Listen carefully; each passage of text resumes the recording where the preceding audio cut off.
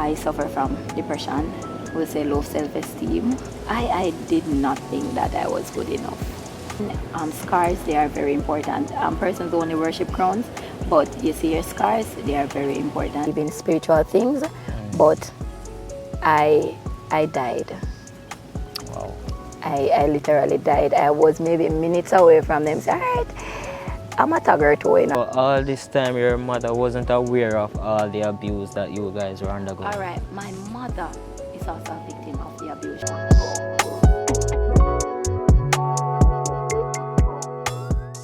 Unlike many of us, life tends to teach us its lessons. But how many of us are willing to learn? You are about to hear the story of Lornagay Mcfarlane, a single mother of 2 daughters, one who went through homelessness and almost lost her childhood life by the hands of her own grandmother. Welcome to the Heart, Mind and Reality series. I am your host Michael Jackson. This is season 1, episode 6. Lorna, welcome. Hi. To the program. Thank you for having me. You're welcome. You're welcome. Thank you so much. How are you doing? I'm doing fine. Doing fine. Yes, I am. Nice. So, you know, we spoke off here and you explained some stuff to me and everything. And I mean, you have a wonderful story, you know, especially from your youth. There was a traumatizing one. Now, I would like to give you the privilege to just, you know, tell us about your story. You can share to us about yourself and then dive into your story. All right, so my name is Lornagay Mcfarlane, and I hail from a wonderful community called Moortown. They also call it Nanny Town. Yes, I am a single mother of 2 amazing girls, age 18 as of today and age 11. And by profession, I am an early childhood educator. I am a customer service representative at the DIB Home Center, and I'm also a recording gospel artist, and I am a Christian. Right. Yes. Nice. So, you know, before we get into the whole, you know, single mom and everything, tell us a little about your youth growing up. Growing up was really hard. It was really challenging. I grew up with my grandmother in a community called Baril. I was with my siblings and a cousin. I was the eldest, so at a young age I was already playing a mother role. My mother would leave us to go to work. She worked by the farm, and I would have to ensure that everything in the house was well organized and all of that. I had some challenges, and I brought those challenges into my adulthood, which we will be speaking more about that in this interview. My grandmother, she was very abusive. I think she was going through something at that time, but you know, back in the days, they weren't taught how to handle their issues and stuff like that, so they passed it on. She was very abusive. I could remember days when even if we couldn't find a single comb, you know, she would beat us. And even when we run under the bed, she would get our broomstick or whatever it is, and she would put it underneath the bed, and we would have to come out. We would have to run to our neighbors. And that happened quite a lot. If we forget something that she sent us to purchase by the shop, you know, she would wait until later in the night to send us for the same thing that we forget to purchase. So as a young child growing up, it was really hard. You know, my father wasn't in Portland at that time. He was in Kingston working, and he tried his best with us, but my grandmother, being the person that she is, she would oftentimes not want to take anything from him. I couldn't understand. Even now, I really don't understand. But those are some of the struggles that we face growing up, actually. I faced growing up. Right. So, remember in our off-year discussion, you explained to me that your grandmother was the one who almost take your life at your childhood. Yes, so I could remember one day she took me to the spring and she was washing my hair. And that's something I'm still afraid of now that I am an adult, for persons to wash my hair. So she held me down in that bath pan, and I don't know. I don't know where I got the strength from. I guess it was like, I'm about to die, and that last strength that you get when you're about to pass on. I rose up and, I flashed her off and I kept running. It's my grandmother. Back in those days, no matter what she do, I still had to love her regardless. So it was really hard. And I want to touch on where we lived. So we lived in a place where the flooring, it was all dirt. And there was bamboo, bamboo wacko, right? So yes, that was for the walls, that was there for the walls, and we have thatch roof. So what happened during those times is that we will set pans and stuff like that. So whenever the rain falls, that place gets so muddy. So we'll have a small corner that two of us will be able to sleep, and then we get a little rest, and then another two person will, that's how we had to do it. So we had to take turn as if we were security guards. Yes. And as a child, this must have been traumatized for you guys. Oh my God. It definitely was. I am telling you. But going to bed hungry by my grandma, that wasn't a thing. A lot of what would call it source of food, yes, but yeah, she always ensure that you guys are properly fed. yes, right, no matter how she beat, we go beat to come, we get food. But I guess at that time she didn't know better, and to be honest, that was passed on to me also, because during that time I didn't get any chance to tell her anything. Even if I was right, me get beaten. If I'm wrong, me get beaten. So it didn't give me the opportunity to speak up for myself, and that came right over into my adulthood also. So rolling over into your adulthood from the childhood traumas and experience, how did you cope with, because you're going to pass through teenage stage and adulthood and all of this. How was it? When I was with my grandma, the beatings, it was so much that I had to run away from her, and I went to live with my mom at a young age. I was a teenager at that time, and going to live with my mother. My mother had other kids, so it's actually 6 of us, and so I ran away, leave my cousin and my other sister that was with me when we were at our grandmother. And I passed to go to Port Anthony High School, but before that, I didn't get to go to grade 4 as much because I was really sick as a kid growing up. Yes, I don't know what happened, but I didn't get to spend a lot of time in grade 4. I was a really sick little girl. When I even passed to go to Port Anthony, I cried because I was so brilliant. I really wanted to go to Titchfield High School, but nevertheless, that's what happened. Yeah. So fast forward, I went to live with my mom, and then my sister, she couldn't take the beating anymore either, and she ran away also, and we went to live with our mother. And I was a troubled teenager, a very troubled one. I think it's because of my experience growing up. I was really troubled. I give a lot of trouble going to school. I scored class.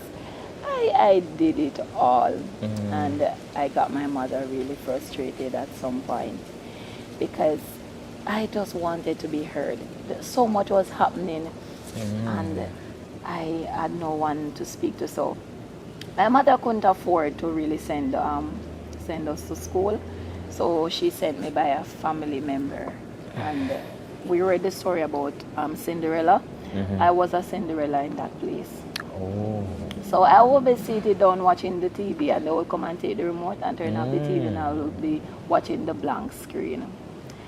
Whatever was left in the pot, that's what I had to eat, everybody go around and eat whatever they want, and I would have to wake early and do all those things. I was verbally, physically, every alley abused. I did not mention these things to my mom because she was really trying. So who was this? Who was this? It was a family member that she sent me to stay with that would be closer to school, Yeah. because she didn't have the money to send us to school. Yeah. And while I was at my mom, what happened was there were days that we have to follow her to the coffee farm. So me and my sis, because we're the eldest, there's another girl that followed me. We would go to the coffee farm like 4 a.m. in the morning, and we will pick coffee. And trust me, it was really hard because we can't pick a bucket of coffee for the entire day. Because whenever we do that and we take it back to where the storehouse is, they said that, I think that they said that the one that sink is good and the one that float isn't. Most of the time, all of them are float. So, it was really hard. And yes, at a young age, I did some hard work. I really did. I went on the truck, the market truck to go to Kingston with my mother, and we'll wake up early. This was still your teenage? Yes, in my teenage. Yes, I as I said before, I grew up really rough. It was really hard. And yes, as I said, we were with our mother, and she's still going to the farm. Because what I've learned is that when my mother found out that she was pregnant with me, she didn't get to finish her education, She has always wanted to be a hairdresser, and she didn't get the opportunity to do so. She just put down everything and then start taking care of me and stuff, pregnant and stuff like that, so she didn't finish. But, even now at this age, I always said to her, do you still want to do that? And she said, no, she's fine. So I heard that story growing up. And trust me, my mother was also abused. She was a victim of abuse as well. I watch her getting beaten left, right, and center. I watch her blood streaming down her face because of the beating that my grandma would give her for the simplest thing. My mother couldn't speak up for herself either. So you witnessed your grandmother? I witnessed that, yes. My mother, as I said before, usually work on the farm, so she would come in the evening or on weekends. Because the banana farm, when they're doing the bananas back in the days, they are shipping out bananas and stuff like that. Yes, so she would stay and she will come back like on the weekends. But I remember one weekend, my grandma told us that we should stand at the edge of a cliff. We call it precipice, yes. And she was saying to us that jump. And me and my sister would hold our hands full as we be. We were about to jump. And my mother came, it is just God. And she threw down her bag and she said, what you do? And that moment she said, I can't leave you guys. But she didn't have anywhere to put us. So all this time your mother wasn't aware of all the abuse that you guys were undergoing? All right, my mother is also a victim of the abuse. But we didn't have anyone else to stay with at that moment. We didn't have any family members. So the thing is, at that point your mom knew that you guys were going through the abuse? We don't speak up as children.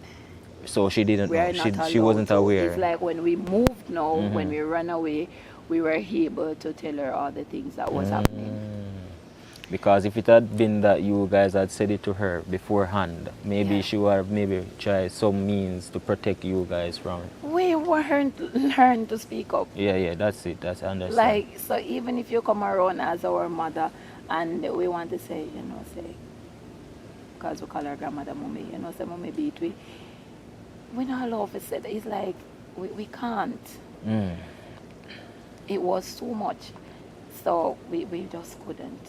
And we had to endure.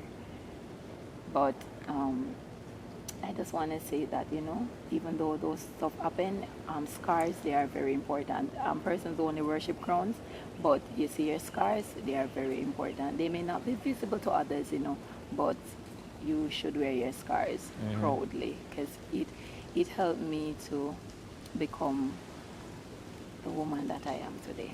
Right. Don't get me wrong, abuse is not good.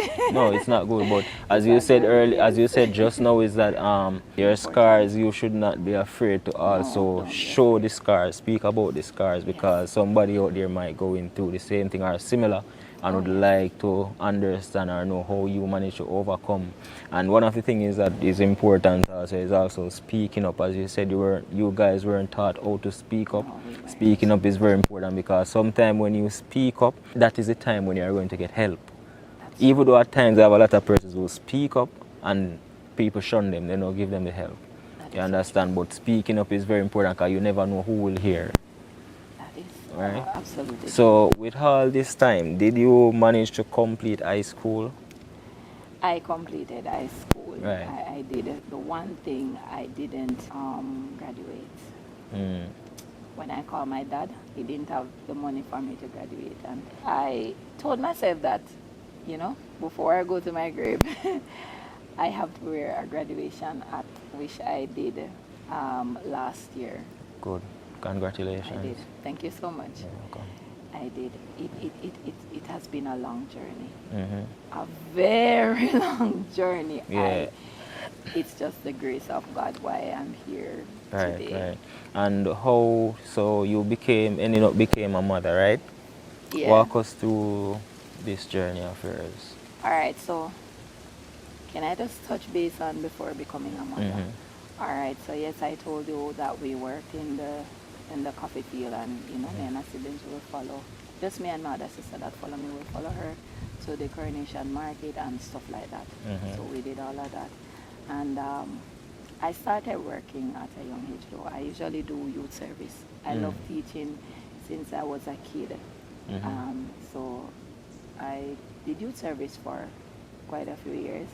But in 2007, I got pregnant. That's my first child, which is 18 today, and I'm super proud of Today her. is her birthday? Yes. Happy birthday to you. I'm super proud of her, trust me, I am. And yes, I got pregnant that time. But before getting pregnant, I suffer from depression. We'll say low self-esteem. Yes, I suffered from that for years. I did not think that I was good enough, because of past experience. I was never told that, hey, you're good enough, hey, I love you, you are doing well. No, growing up, it was constantly survival. Go to school, you do your thing, you go home, and you go through your work, and if you pass, you pass. You understand? Growing up, because we didn't have that guidance. And as I said, I took on a mother role as a young child. So I went into relationship being a mother. And that's something that you guys should check yourself for also. We're going to some relationship and we want to take care of everything. We need to find our younger self and forgive our younger self. I did not until last year, and I'm going on to 36. Yes. So all these years you held on to that? I haven't forgiven myself. I should have been better. I should know better. I beat myself up so much. Right. And I wear masks. I pretend to be happy. I did it all. I would walk into my workplace and I would give joke from now till the evening, and when I go home I would break down. I achieve this. I have 2 picnic, I'm a single parent, and it is a whole lot. Yeah. Guys, don't beat down yourself. You are good enough. You are enough.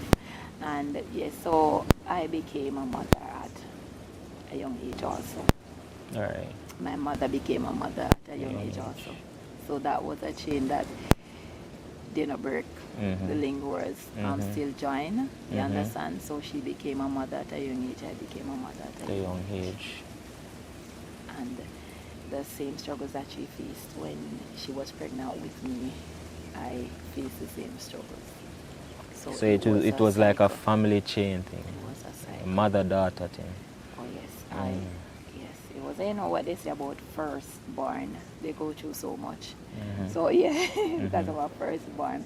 But I became a mother, as I said, in 2007, my eldest daughter. And I would not say that it was that hard because our dad, he stepped up to the plate. He did amazing. Even today, big up K father. Yes. Yeah, man, big up a good father. You know, big up yourself. Sure. Thank you so much, Mr. Clark. You have been awesome. Anyway. Yes, he stepped up to the plate, and trust me, even though he did, it wasn't easy. I can remember my daughter, you know, we didn't have enough clothes and stuff like that. And my neighbor, she had a lot of clothes, a lot of stuff. And I remember one day I went over there and I saw shoes that she put down outside. And I was looking at it and my heart was saying, she can't give me the shoes there. And out of the blue, she said, anybody I look on her shoes, I may not give to them, I prefer rotten. I'm like, okay. So yes, and during that time, I still go to the farm, you know, with my mother. I go with also my then mother-in-law, yes, because they had a banana farm also. I did all of that. So at one point, I said, still gonna go over. You know, it wasn't going to end. I had my child, and I still did some youth service and stuff like that. And when I left, after that, when I left school, yes, I left school 05, I have my daughter 2007. I did some youth service in that time. I also worked by the parish council. I did a little work, you know, with the NIS. So I couldn't get any job at one point. I remember my mother getting one tin mackerel, and it was sharing for all of us. And you know, she was living with her now husband, which is my stepfather. And he would go to the market at times and, you know, would wait on him to come in on weekends for him to bring bread and stuff for us. So it was 6 of us in one apartment. And what we would do, we would wake up early and rush and remove the cardboards from the window, and you know those old clothes that we put in the board because we live near the river. So we'd rush to remove them so that you know persons won't see that we have cardboards at the window and we'll be sleeping on a sponge, so we wrap them up. So you know we'd lean that up and we go back to the same thing the next day, one tin mackerel sharing for all of us, and we'll go back and you know. I remember when we do get the opportunity to eat turkey neck, I'm telling you that I eat one side, and then my mother sleeping with EP. So I would get maybe one piece, and then she would get a bite off of it herself. So when we get the opportunity to eat turkey neck, guys, yes, which I can eat a whole lot. No, yes, I just a little bite, and you know it has to share. And sometimes when my mother share food, she would just go and sit into a corner, and you can see she fight the tears. Because it's not enough. Yeah. And we will go outside and we'll find a fire and try to get something to eat. And I remember this particular memory, which I can't forget. We were standing outside and me and my sister we were trying to boil some dumpling. And the fire, it doesn't matter what we do, the fire does. It now come up, and she said, I'm tired. God, how long you gonna make we go through this? How long you gonna make we go through this? How will we do so everybody I get through in her life, you know? And she started, and trust me, I cry, and I had to turn away my face because I'm the eldest. I don't want her to see that I am crying. And you know, we fan up the fire, dumpling it full of smoke. Everybody cook good, but you know, we had to, and we got something to eat. But during those times, to be honest with you, we didn't know that there would be, I don't think we knew that there would be brighter days. His struggle was so much. Yeah. It was really hard. I can remember also that we were in search of jobs, because as I said to you, I was out of job, and we were in search of jobs. And I remember my sister that followed me, she went to work on a farm, and then when she went on the farm to work, when she got back, her fingers, they were bleeding. And we asked what happened, and she said she threw mall. I did not know that mall could destroy your finger. I had no idea. She had to throw mall, to get a DAPA. And she kept going. She went the next day, and she would have to, plant. I don't remember if it is pepper. I don't remember what she said she had to plant that day. She also had to weed grass for a DAPA. You understand? And I remember she was coming and she had to cross the river, and I said, God, she was so tired, like anything could happen. We faced so much challenge. I'm telling you, it was so hard. And I also wanted to do a job, so I paid $300 to a gentleman that he said he was going to set me up on a job. I thought it was an amazing job, to be honest, the way him explained it. I went to work at a backyard at a young age. I went to look after a paralyzed lady. The lady big floor from the arthritis, so she can't defecate by herself, so she had to take something called, I think it's Cinapod. And when she take that, the amount of filth all up at them place I reached as a young child. And she put her bed close by the kitchen, so I couldn't get anything to eat. I have to eat what she eat. When my sister came to visit, I was thin, and my foot bottom, they were as white as chalk.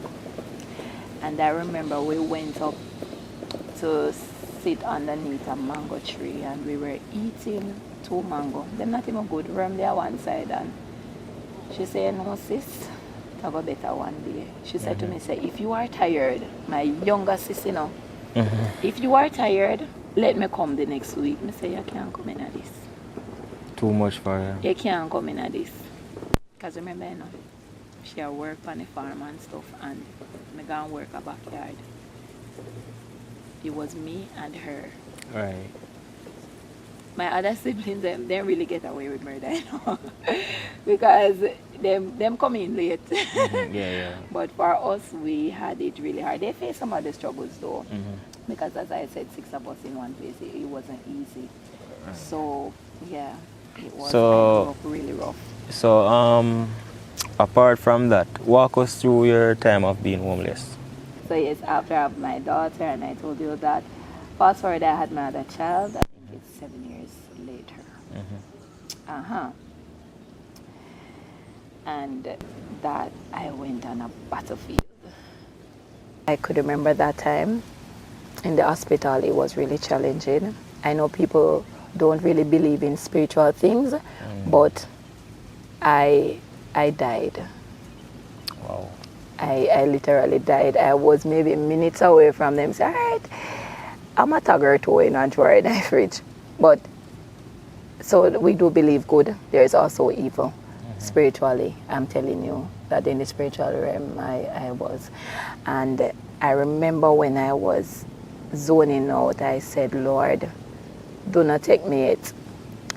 And I remember I hear like a sneeze, a very powerful sneeze.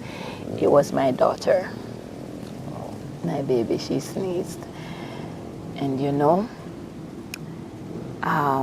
trust me, when my daughter was born, I don't know if you watched the movie where that man that was so tiny and in belly big, and there was so much veins showing up, and at one point I went and the nurse said, "Whoa, your daughter, she's sick, and if we take her from you to go to another bay, I know it's going to be hard for you to be back and forth." She was so sick. And big up my bestie, Sheldon, big up yourself. He was there all through, trust me, as a young man. He was there all through, I'm telling you. The only thing my daughter dad called and asked was, what's the name of the baby? Nothing else. Him name not even the funny birth paper. Wow. That's crazy, right? When I went to the hospital to tell her that I had nothing, my mother had to run out and go borrow some money and get some stuff. The pandit so small.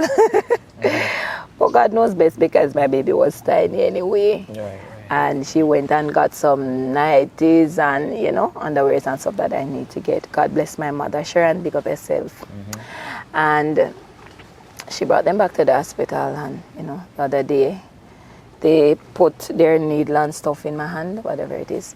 And my hand was so swollen that my cousin had to come and say, my cousin, a nurse there, she said that, sister, our body not taking whatever it is that you guys, And they took it off me, and a few days after I went home, and trust me, after that day, all hell break loose. I got a call. Where are you? I said, I'm at home. You're standing or sitting? I said, I'm walking to the restroom. Your daughter's father just got married. In that moment, I knew nothing. To be honest, it was so much, because remember, when he left, let me just tell you about when he left. When he left, I was in a rent house, right? And it was okay. But one day, the landlord decided, say, if you come out. So what he did was he called the police. He's dead now. May so rest in peace. He called the police, and my mom came, and we had to move. And I go back to my mother's house. But the same 10 man, because it was still there. So at night, me roll out my 10 man and spread it, and me lay down. I don't know what happened, but in that time I wasn't feeling so well, so I was actually bedridden for maybe a month or 2. I don't know. I couldn't move around freely. And my daughter, her eyes wasn't open until about after 3 months. My stepdad had to give me some money to take her to the doctor. That was how low I was. They are grown. And she got an injection and, clear stuff up, and she was able to open her eyes. And so I went to live with my grandma with the baby.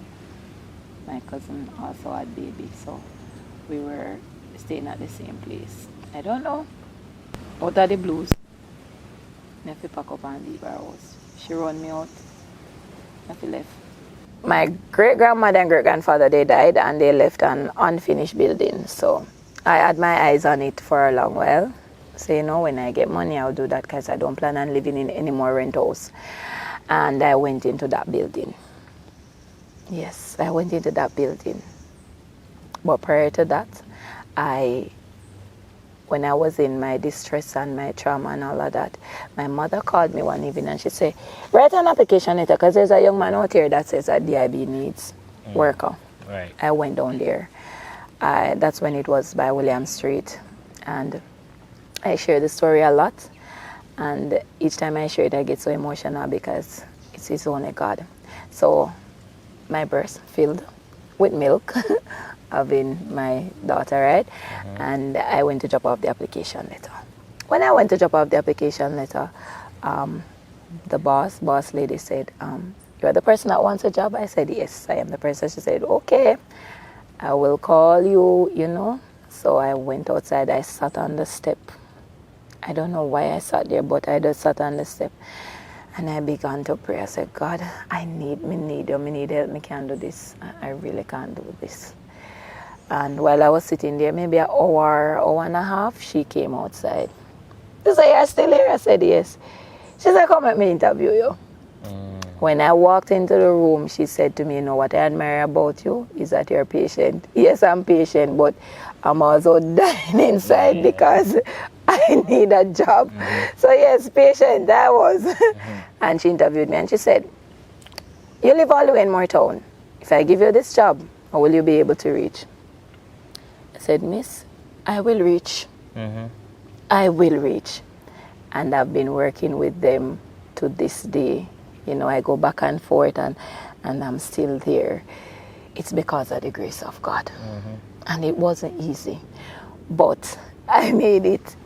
And yes. So before that, I'm always going before. I was walking up to the step before my grandmother put me out, actually. I was going up the steps. I had some poison at the house. So I tell myself that if I give it to the baby, I may not, maybe rush carry her go hospital because me not go on do it. So I said, I'm going to drink it first and then I'm going to give it to her because it is too much. It So was at this point too you were much. planning suicide? Yeah, I was very well planning. As I was going up the stairs, a piece of banger ring. I answered, it was one of my cousin. She said, I see you in the spirit. I said, really?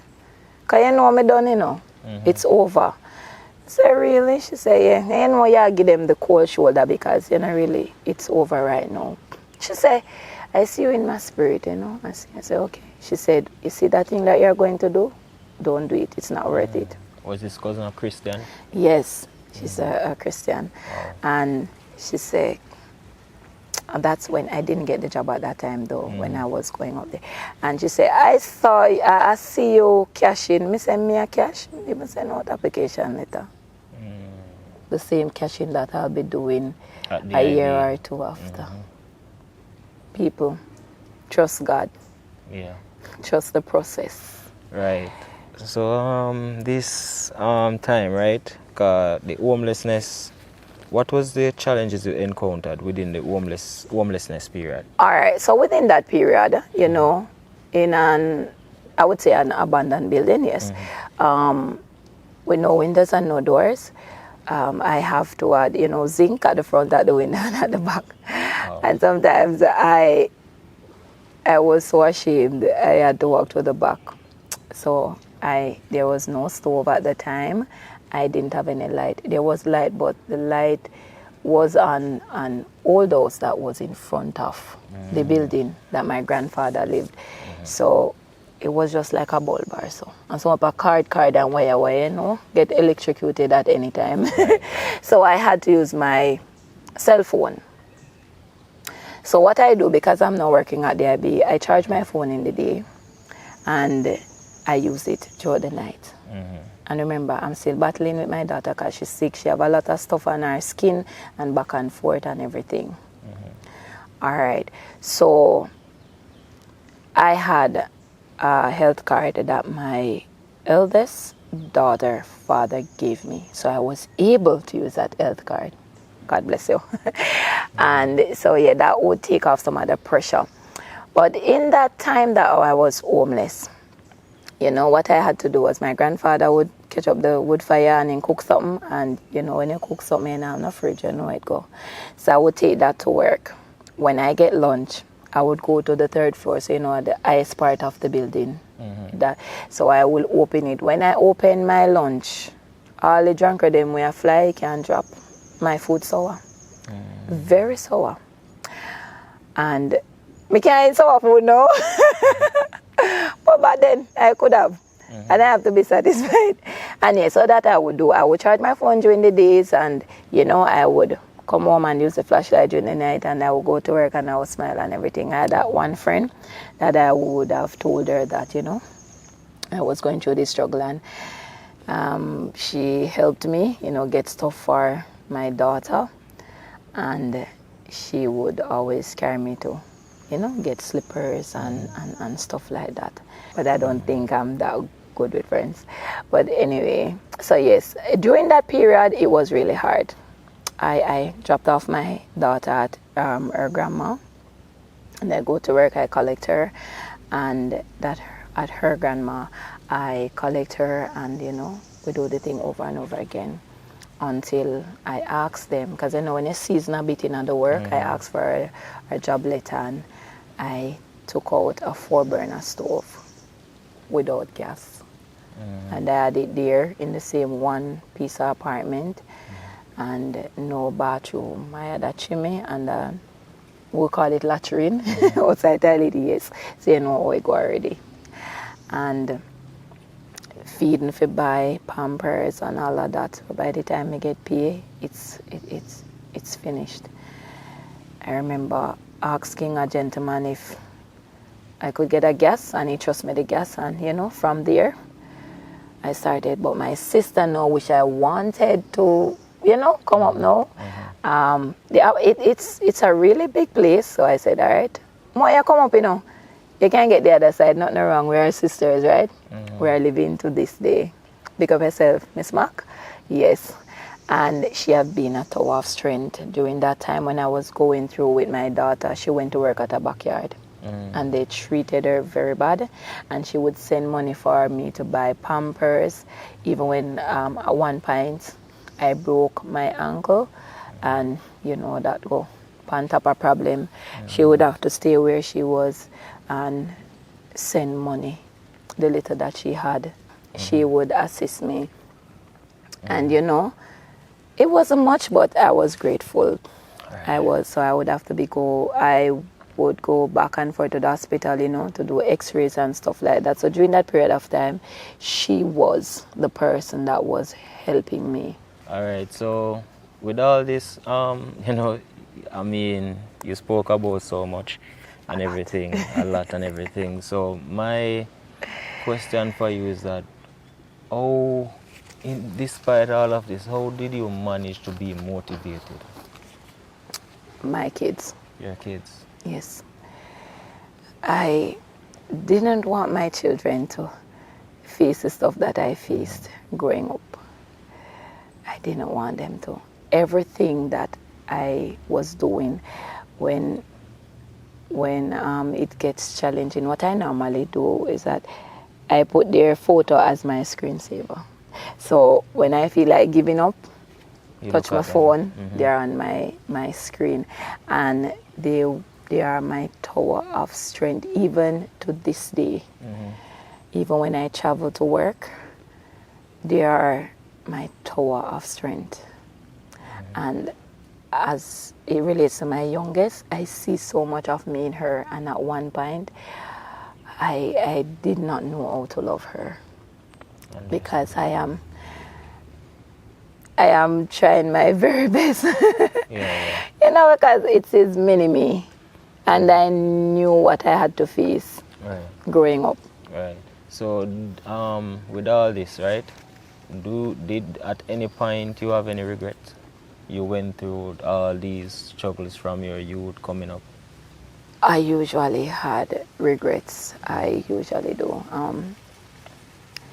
Because I love my dad. And now, as an adult, whenever I'm having an issue, I can call him, and if he said, daughter, this is what you need to do, big up Mr. Mark. And when I'm through speaking to my dad, everything gets clear. But at a younger age, it's not that he didn't want to, but trust me, when he brings stuff for us, my grandmother would give them back. And them, them stuff there. Like, she wanted him to do more, which he couldn't have done at that time. And so we grew up with a lot of stories, which when we got older, we understand that they were lies. You understand? So now I have a close knit with my dad. I can call him about anything, any situation, and he will show up. Now sitting here speaking with you, I have no regrets. Right. I don't have any now. Maybe a couple of years ago, I would have, but no, not more. Not anymore. Yeah. What is your biggest fear in life at this moment? I would have said death, but no, as a child of God, you know that it is inevitable, right? So you just have to live right and do what you need to do to please the Lord. But my biggest fear is my youngest daughter to go through the stuff that I had been through. Right. The shame and the stuff that, I wouldn't want. And I think that is why I'm so overprotective of her. That's my biggest fear, her going through the same thing that I've been through growing up. Right. And you've been through it.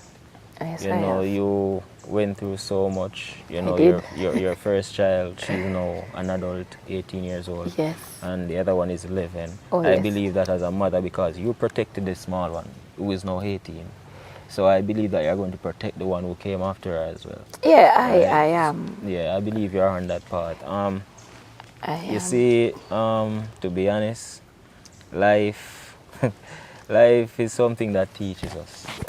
Very And much many so. of us, we went through it. And the thing is that we have to understand sometimes life is something that is ordained that was ordained for us. Every struggle that we had went through, it is because we are ordained. Even though sometimes I believe that sometimes things, our struggles can prolong a little bit longer because Yes. of lack of help, lack of knowledge. But once you, the individual in the struggle, is persistent, there is a way where you're going to get out of that victorious. You know, you are one of the victorious one because you are here today victorious. You know, I am. I survived depression. I survived it. I survived many suicidal things, right. attempts. But God, and I just want to touch that, you know, don't, as I said before, don't beat up yourself. Take time with yourself. I had to go back and I said, I'm in my 30s. I'm almost 36. And it was last year. I had to go and retrieve my younger self. I had to go back and tell her, hey, you are enough. You did well. You know, you knocked down a few hurdles, but you made it to the finishing line. I had to let her know that because she didn't. She was there, she had no idea. Because, you know. Your spirit man had enough. When you realize that you backtrack and you grab yourself there, your spirit man had enough and just wanted you to get back to that place where you were belong. Right? Yes. Not the struggling part, the part where you were supposed to be all this time. That's true. Your younger self, but you never get to experience that because of the challenges you encountered. I didn't. So your spirit man had enough. So you having that in your mind where it's saying that, hey, get back to your younger self. Your spirit man was basically saying to you that, look, for long now, you need to get back to the younger self, you know. Let go. Because holding on to your past and the trauma, these are things that can affect your future and your present. Your present and your future. These are stuff that will affect you totally, wreck you. I know. It's like it will blind you to the point where you cannot see ahead. You cannot see now. You understand? Because you are so focused on the things that had break you from your youth. So I must commend you on, you know, you being an overcomer. And Oh, yes. you know, before we close off, I would just like for you to really share to somebody out there who is going through something. Just tell them, like, just give them your word of advice. Okay. You know, I like to give stories, so before I give you the advice, I was baptized for about 10 years. And I would say I'm only saved for one because there were a lot of stuff I struggle with unforgiveness. I will not forgive you. Once I've done something, I will not forgive you. I will act as if you didn't exist. But I had to, as I said, last year was the year that I had to go and find my younger self, and I had to, you know, explain stuff and let you know that it is okay, you can forgive. And I find myself freer than before. I don't hold grudges. And bitterness, let me tell you, bitterness block blessings. I can tell you that. When you're bitter, you can't sleep. You can't eat. It's like for some persons you can do that, but you know, when you have a good heart, don't be bitter. Right. Because the stuff that you need, trust me, you're not gonna get them because you're too bitter. You can't see nothing at all when you're too bitter. Unforgiveness blocking your blessings. I can tell you that because there are a lot of persons that I didn't forgive, including myself. And I had to. And you know, there are a few persons that I reach out to, and you know, hey, I didn't explain. Okay, you know, persons maybe I said, you know, I hear nothing from you or whatever, you know. I just wish you a happy new year, and I move past that. Right. Don't be so hard on yourself. I wish I knew that then, but now that I know, don't be so hard on yourself. Give yourself grace. Forgive yourself. Not just that, forgive others. Sometimes stuff happens to you in life, and you say, God, what made this have happen to me? He knows. Remember, He can see ahead of us. He knows everything. Last year, was a rough year for me. You know, it was really hard. I had to be going back and forth to the doctor. I got broke. Everything seems to be in turmoil, you know. But at the end of the year, God did. He showed up in ways that, you know, I didn't even think He would have shown up. But He did.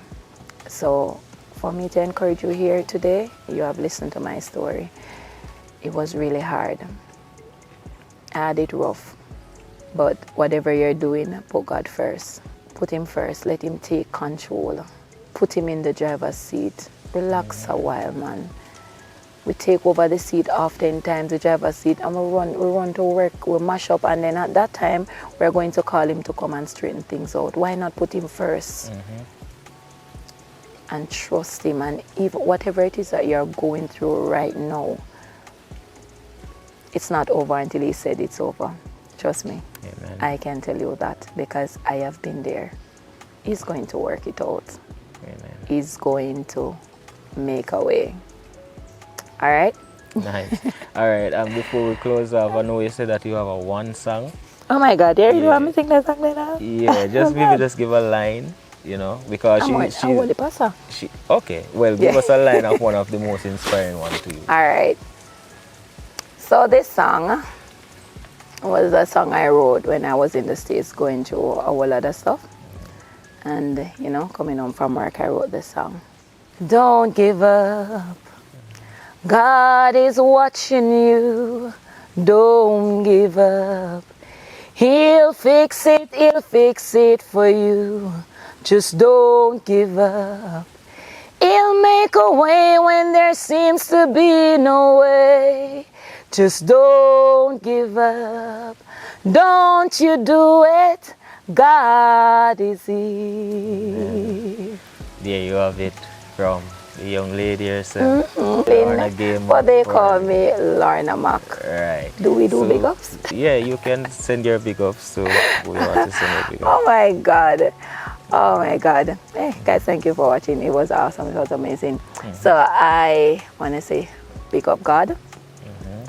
And to my siblings and my mother, my father, my stepmom and my stepdad, my cousins. Big up to my besties and, you know, Rascombe Production, big up yourself for, you know, believing in me at all times, even with my music that sometimes me not really do. Thank you so much. Right. And my co-workers. Thank you all. Right. And big thank up you to for everyone. having me. You're welcome. Big up to everyone who shared their journey with her. The ones who went through the struggles on the rock. And I just want to say thank you guys for watching the Heart, Mind and Reality series. This is season 1, episode 6. Also, I'd like to announce that this is the final episode for season 1. And I just want to thank to all my viewers and subscribers who was here throughout this journey. Stay tuned for season 2. Before I leave, I'd like to leave you with this quote. I got this one from my mother, Mummy Best of Herself. You know, it said, "You'd be surprised who's watching your journey and is inspired by it. Don't quit." Have a nice day, everyone. See you next time. Heart, Mind and Reality series.